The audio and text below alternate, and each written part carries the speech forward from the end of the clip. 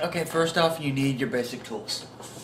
As far as I know, you can only do this with a PVC pipe because, the only other things I can think of that you can actually bend are metal pipes, and those are too heavy. You don't want to whack somebody with a metal pipe. Um, and you also need a hacksaw so you can cut the pipe. Your fun noodle, or you can use some pipe insulation. But if you're going to be using pipe insulation, you need the small one to go over the pipe and then a larger one to go over the pipe insulation. You're going to have a gap in the second one, so you just take some excess pipe insulation and just throw it in there and tape it down. And you are also going to be needing a lighter so that you can bend the pipe. You're going to need a penny so that you can cap the end of the pipe so it doesn't wind up going through the foam and jabbing somebody's eye out. A utility knife so you can cut the foam. Tape measure, obviously. And you are going to be needing your duct tape so that you can cover the noodle and make it look cool. And you're also going to need something to use as your grip. A lot of people say to use electrical tape. This does come in many colors, also in black. Sometimes I like to use, well, I was told it was called hockey tape. I walked into a sporting goods store and asked for, some kind of tape that has like some kind of really good grip to it. They told me it was hockey tape. It's basically tape with a fabric side to it, and it's also tape. And that also comes in many colors.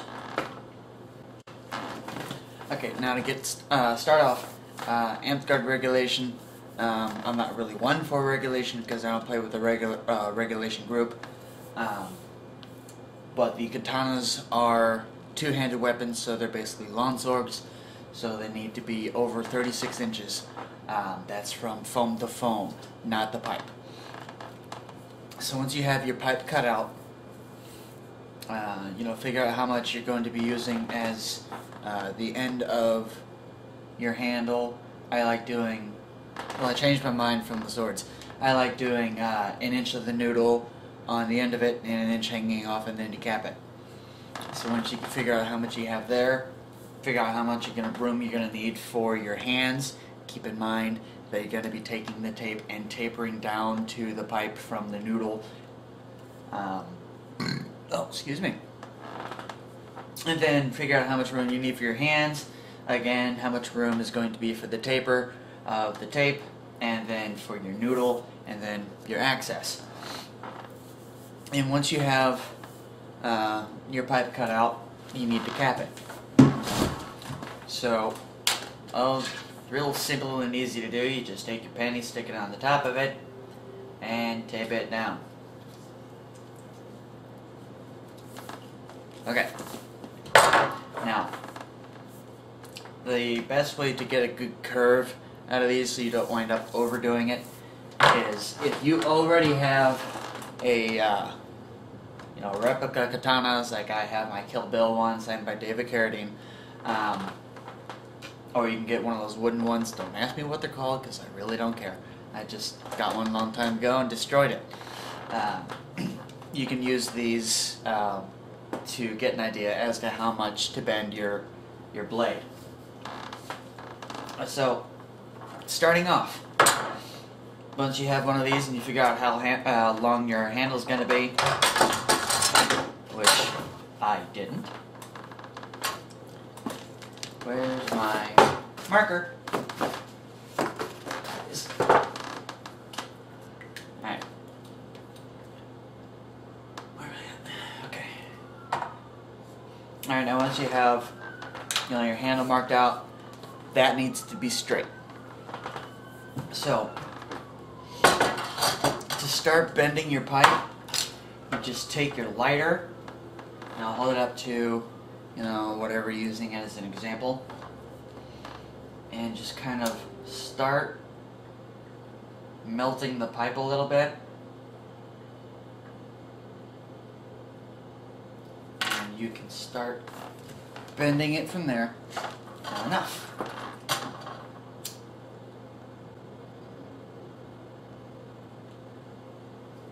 it's going to smell as you're doing this. So you might want to do it in a well-ventilated area. And you just want to bend it just a little bit, not too much, because you want to keep it on a decent bend so it's not overdone. And then keep going all the way down and bend your whole entire blade. Just periodically, bend it here, go down a little bit, bend it, bend it, bend it, bend it. Alright, now once you've gotten your pipe all bent, just go ahead and take the noodle that you cut out for your blade and just tie it on there. Yeah, tie it. Now just slide it on and tape the end of it down to your pipe. This doesn't have to be all nice and neat and clean. You just need something to hold it onto the pipe for the time being, because you're going to be putting your cap on next. Okay, now putting the cap on these is easy to do. First off, you need to stuff your hole so that you've got more of a cushion for the pipe so it doesn't wind up going out. So just cut up a bunch of pieces of the foam and just shove it in the hole. If you want to cover that up with tape, you can. It doesn't really matter. And once you've got that stuffed, take your noodle, lay it on top, and just cut it off on the side where it just stops, so you can get the width of your blade.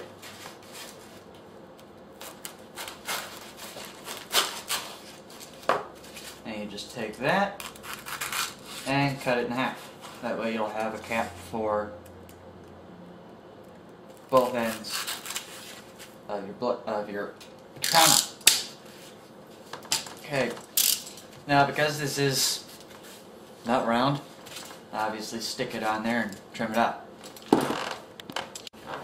Now, if you do have one of those solid fun noodles, the ones that don't have the holes in them, you can just cut off a slice of that, and you also use that as your cap.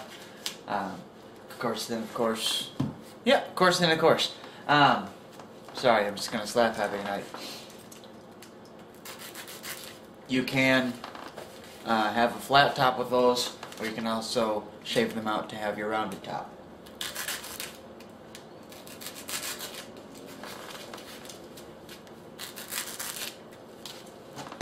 Alright, now once you've got your cap all cut off, you just need to tape it down. Again, this doesn't have to be nice and neat because you're just going to be going over it with some more tape anyways. Alright, now it's time to start taping your blade. Now, if you've watched my sword videos, you already know how to do this, so just go ahead and skip it. But this one is a little more weird because you can't pull the tape straight up on the sides. So do the tape straight up where you can do it.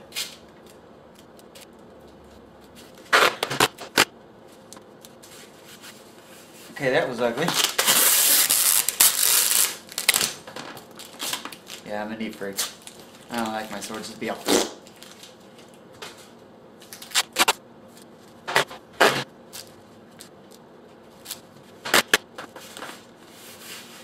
Okay, now for the pieces that you can bring straight up, just take it up the blade and leave yourself some hanging off the top, and then just cut that into 2 or 3 slices, and then you can just take those and fold them over. That way you'll have a nice clean top and you won't have all that mess of the duct tape on the end of your sword. Now, for the tape that has to go along the sides, if you want that to be nice and neat, you just start on one end, take it straight from there, and again cut it. But if you want your tape to be going just straight up the blade instead of going at angles, you're going to have to do it in slices. Okay, now once you've gotten your blade all covered, go ahead and take care of your pommel.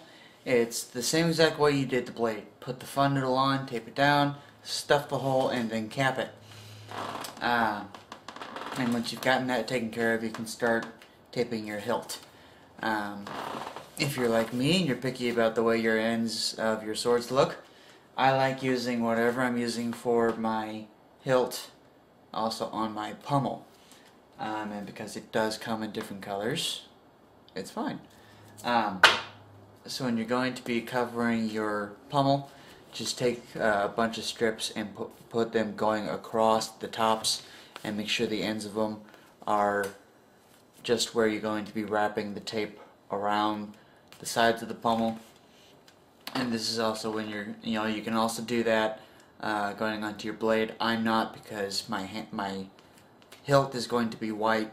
Now if you want that diamond handle, this is when you're going to be putting on your background color, the color your diamond's going to be. Just take that color tape and just wrap the pipe from end to end. It's not very easy to wrap around this tape that's coming off, so just go from flat pipe to flat pipe.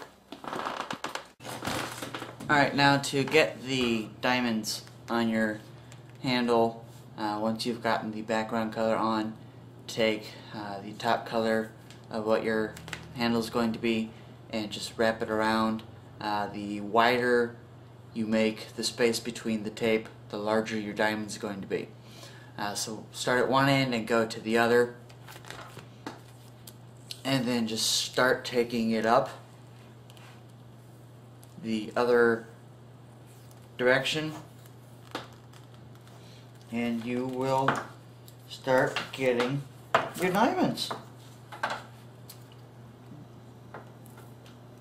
Of course, you're going to have to play with it a little bit, because you can't space things out evenly so that you can have your diamonds all evenly on both sides.